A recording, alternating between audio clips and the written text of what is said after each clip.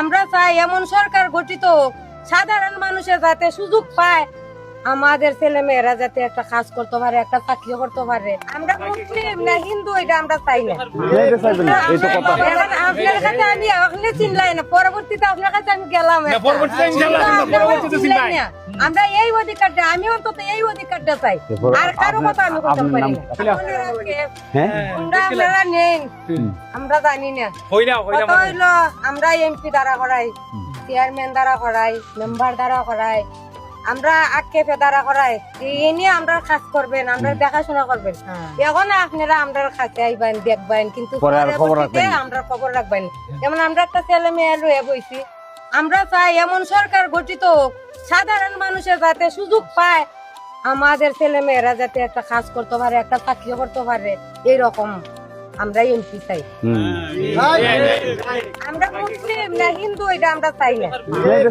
আমার বাবার বাড়ি এলাকায় আপনারা অন্য রকম মনে আমার বাবার বাড়ি হইল নেত্রকোনা জেলা।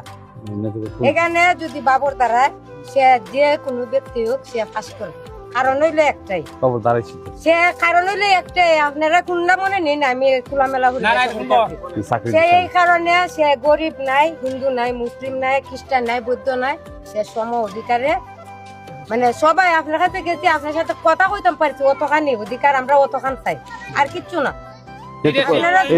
এখন আপনার কাছে আমি ওখানে চিনলাই না, পরবর্তীতে আপনার কাছে আমি গেলাম,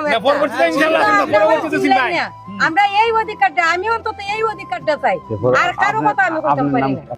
আমার নাম রহমত তালুকদার। আমি অতটুকু কইছি, আমার দুইটা ছেলে একটা মেয়ে, এবার একজন এসএসসি পরীক্ষার্থী, আর একজন ক্লাস 2 তে পড়ে, ক্লাস 2 হইছে আর কি। আর 2 নাম্বারটা একটু পড়ার মাঝে বেশি সবল। আর আপনার স্বামী?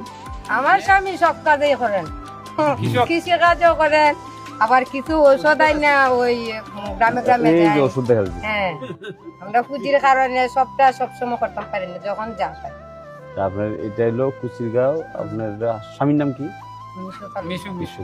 আর আপনি হলেন রমা, আর এই বাচ্চাটার নাম দীপ্ত। ঠিক আছে, মনে থাকবো আপনার। ঠিক আছে, থ্যাংক ইউ।